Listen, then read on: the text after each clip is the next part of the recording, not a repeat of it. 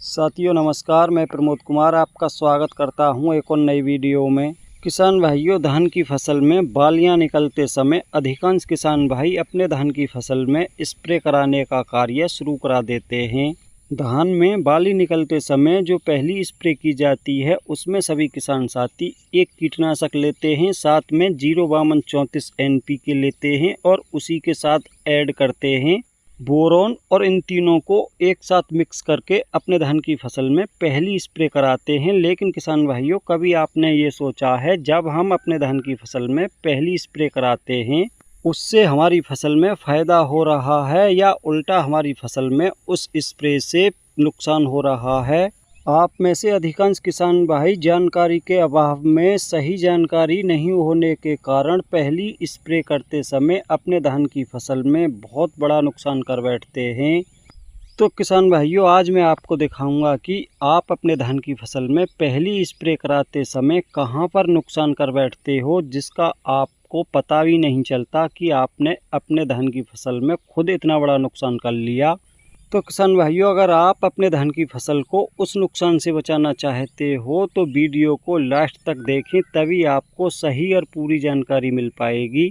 तो अब मैं आपको दिखाऊंगा धान में बालियां निकलते समय जो पहली स्प्रे की जाती है उसमें अधिकांश किसान भाई बहुत बड़ी गलती कहां पर कर बैठते हैं। लेकिन उससे पहले आप सभी किसान भाइयों से मेरा अनुरोध है कि वीडियो को लाइक करें, ज़्यादा से ज़्यादा दूसरे किसान साथियों के साथ वीडियो को शेयर करें, और अभी तक जिन भाइयों ने हमारा चैनल सब्सक्राइब नहीं किया है कृपया हमारे चैनल को सब्सक्राइब करें और साथ में घंटी के बटन को ऑल पर सेलेक्ट कर लें, ताकि तब भी मैं कोई नई वीडियो डालूं तो सबसे पहले उसका नोटिफिकेशन आप तक पहुंच सके।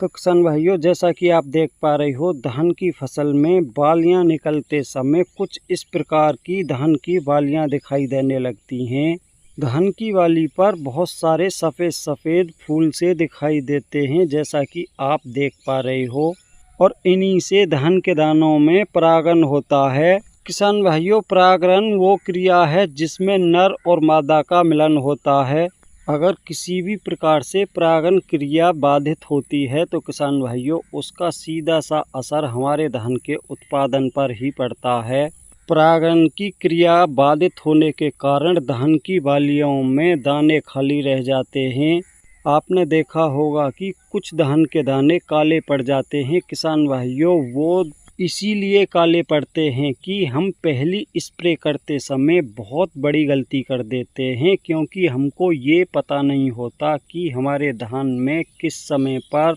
परागण की क्रिया शुरू होती है। अगर आपको ये पता चल जाए कि किस समय पर धान की फसल में परागण क्रिया हो रही है, अगर आप उस समय पर स्प्रे नहीं करोगे तो किसान भाइयों आप अपने धान की फसल को बहुत बड़े नुकसान से बचा लोगे। तो साथियों, जैसा कि आप देख पा रहे हो, धान में परागण की क्रिया के समय कुछ इस प्रकार से दानों का मुंह खुला हुआ दिखाई देता है। जब आपके धान की फसल में दानों का कुछ इस प्रकार से मुंह खुला हुआ नज़र आए तो किसान भाइयों उस समय पर आपको गलती से भी किसी भी प्रकार की कोई भी स्प्रे करने से बचना होगा। अगर आप इस समय पर खाली पानी की भी स्प्रे करते हो तो किसान भाइयों ये आपके धान की फसल में परागण की क्रिया को बाधित कर देगी, जिससे आपके धान की फसल में बहुत सारे दाने खाली और बहुत सारे दाने काले दिखाई देंगे। तो किसान भाइयों, अब ये जान लेते हैं कि धान की फसल में परागण की क्रिया किस समय पर होती है। तो किसान भाइयों, धान की फसल में परागण की क्रिया सुबह के 8 बजे से लगभग 12 बजे तक होती है। आप उस समय पर जाकर देखोगे तो कुछ इस प्रकार से ही आपके धान की फसल में दानों के मुंह खुले हुए दिखाई देंगे।